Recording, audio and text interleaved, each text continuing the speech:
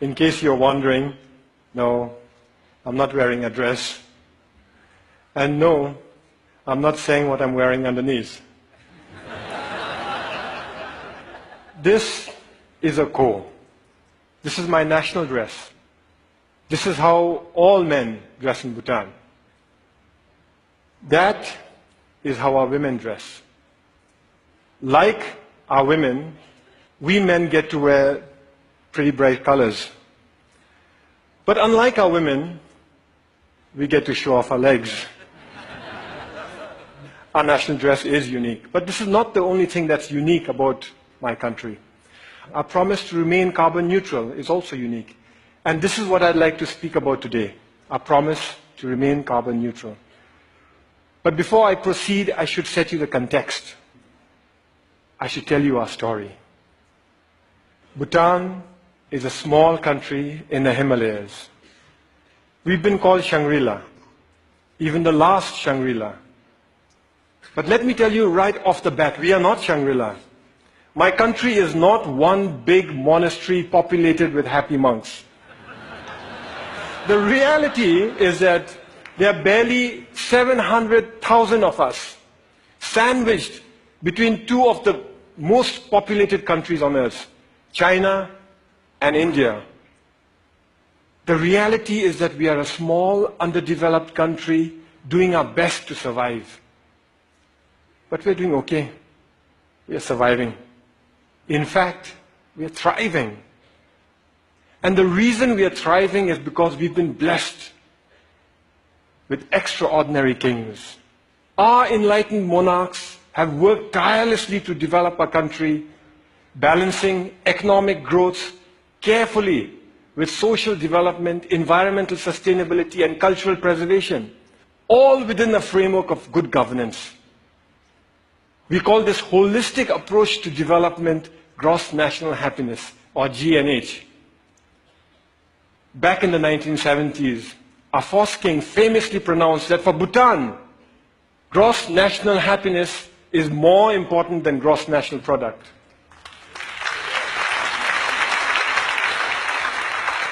Ever since, all development in Bhutan is driven by GNH, a pioneering vision that aims to improve the happiness and well-being of our people. But that's easier said than done, especially when you're one of the smallest economies in the world. Our entire GDP is less than $2 billion. I know that some of you here are worth more individually than the entire economy of my country. So our economy is small. But here's where it gets interesting. Education is completely free. All citizens are guaranteed free school education, and those that work hard are given free college education. Healthcare is also completely free. Medical consultation, medical treatment, medicines, they're all provided by the state. We manage this because we use our limited resources very carefully, and because we stay faithful to the core mission of GNH, which is development with values. Our economy is small, and we must strengthen it. Economic growth is important. But that economic growth must not come from undermining our unique culture or our pristine environment. Today, our culture is flourishing. We continue to celebrate our art and architecture, food and festivals, monks and monasteries. And yes, we celebrate our national dress too. This is why I can wear my ko with pride. Here's a fun fact. You're looking at the world's biggest pocket. It starts here, goes round the back, and comes out from inside here. In this pocket, we store all manner of personal goods, from phones and wallets to iPads, office files, and books. But sometimes, sometimes even precious cargo. So our culture is flourishing, but so is our environment. 72% of my country is under forest cover. Our constitution demands that a minimum of 60% of Bhutan's total land shall remain under forest cover for all time.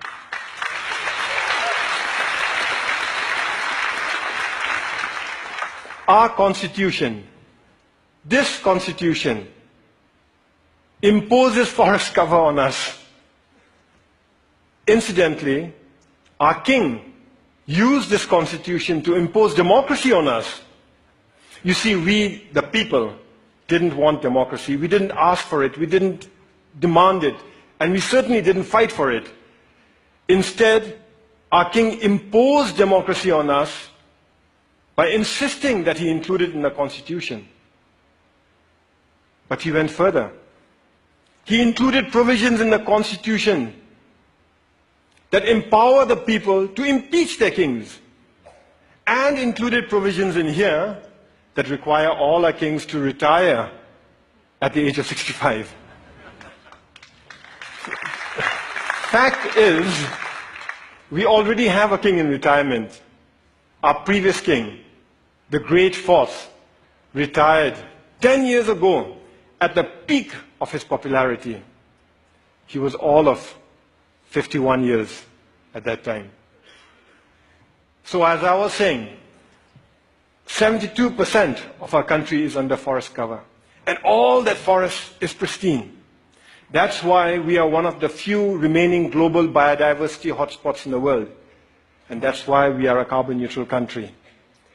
In a world that is threatened with climate change, we are a carbon neutral country. Turns out it's a big deal. Of the 200 odd countries in the world today, it looks like we are the only one that's carbon neutral. Actually, that's not quite accurate. Bhutan is not carbon neutral. Bhutan is carbon negative. Our entire country generates 2.2 million tons of carbon dioxide. But our forests, they sequester more than 3 times that amount. So we are a net carbon sink for more than 4 million tons of carbon dioxide each year. But that's not all. We export most of the renewable electricity we generate from our fast-flowing rivers. So today, the clean energy that we export offsets about 6 million tons of carbon dioxide in our neighborhood. By 2020, we'll be exporting enough electricity to offset 17 million tons of carbon dioxide. And if we were to harness even half our hydropower potential, and that's exactly what we are working at, the clean, green energy that we export would offset something like 50 million tons of carbon dioxide a year. That is more CO2 than what the entire city of New York generates in 1 year. So inside our country, we are a net carbon sink. Outside, we are offsetting carbon. And this is important stuff. You see, the world is getting warmer. And climate change is a reality. Climate change is affecting my country. Our glaciers are melting, causing flash floods and landslides, which in turn are causing disaster and widespread destruction in our country. I was at that lake recently. It's stunning. That's how it looked 10 years ago. And that's how it looked 20 years ago. Just 20 years ago, that lake didn't exist. It was a solid glacier. A few years ago, a similar lake breached its dams and wreaked havoc in the valleys below.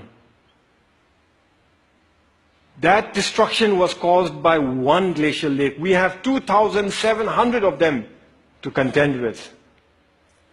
The point is this: my country and my people have done nothing to contribute to global warming. But we are already bearing the brunt of its consequences.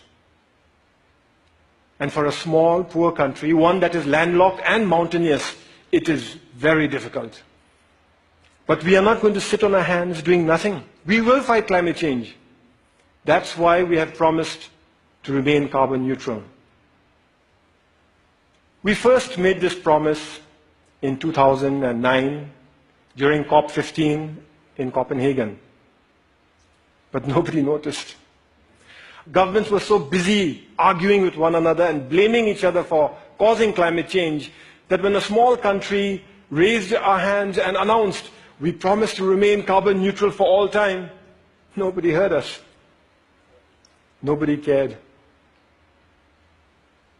Last December in Paris, at COP21, we reiterated our promise to remain carbon neutral for all time to come. This time we were heard. We were noticed and everybody cared. What was different in Paris was that governments came around together to accept the realities of climate change and were willing to come together and act together and work together. All countries, from the very small to the very large, committed to reduce the greenhouse gases emissions. The UN Framework Convention for Climate Change says that if these so-called intended commitments are kept, we'd be closer to containing global warming by 2 degrees Celsius. By the way, I've requested the TED organizers here to turn up the heat in here by 2 degrees. So if some of you are feeling warmer than usual, you know who to blame. It's crucial that all of us keep our commitments. As far as Bhutan is concerned, we will keep our promise to remain carbon neutral. Here are some of the ways we are doing it. We're providing free electricity to our rural farmers. The idea is that with free electricity, they will no longer have to use firewood to cook their food. We are investing in sustainable transport and subsidizing the purchase of electric vehicles. Similarly, we are subsidizing the cost of LED lights, and our entire government is trying to go paperless. We are cleaning up our entire country through Clean Bhutan, a national program, and we are planting trees throughout our country through Green Bhutan, another national program. But it is our protected areas that are at the core of our carbon neutral strategy. Our protected areas are our carbon sink. They are our lungs. Today, more than half our country is protected as national parks, nature reserves, and wildlife sanctuaries. But the beauty is that we've connected them all with one another through a network of biological corridors. Now, what this means is that our animals are free to roam throughout our country. Take this tiger, for example. It was spotted at 250 meters above sea level in the hot subtropical jungles. 2 years later, that same tiger was spotted near 4,000 meters in our cold alpine mountains. Isn't that awesome?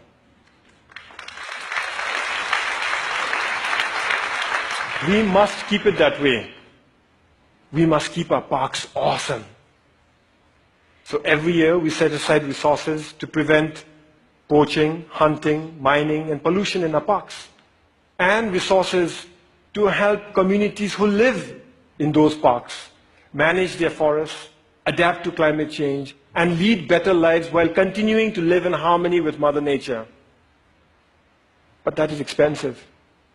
Over the next few years, our small economy won't have the resources to cover all the costs that are required to protect our environment.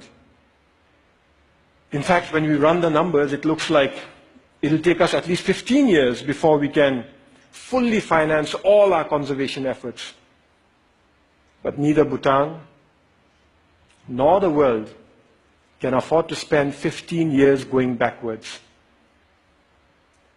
This is why His Majesty the King started Bhutan for Life. Bhutan for Life gives us the time we need. It gives us breathing room. It is essentially a funding mechanism to look after our parks to protect our parks till our government can take over on our own fully. The idea is to raise a transition fund from individual donors, corporations, and institutions. But the deal is closed only after predetermined conditions are met and all funds committed.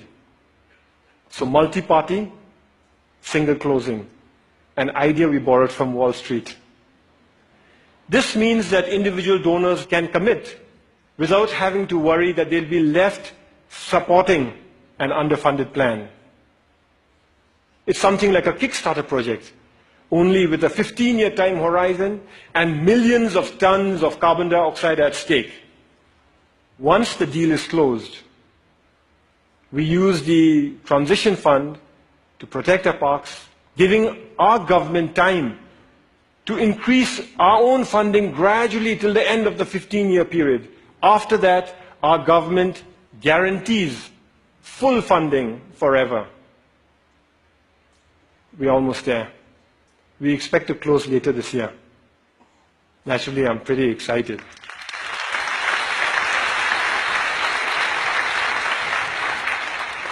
The World Wildlife Fund is our principal partner in this journey. And I want to give them a big shout out for the excellent work they're doing in Bhutan and across the world. Whew, it is getting warm in here.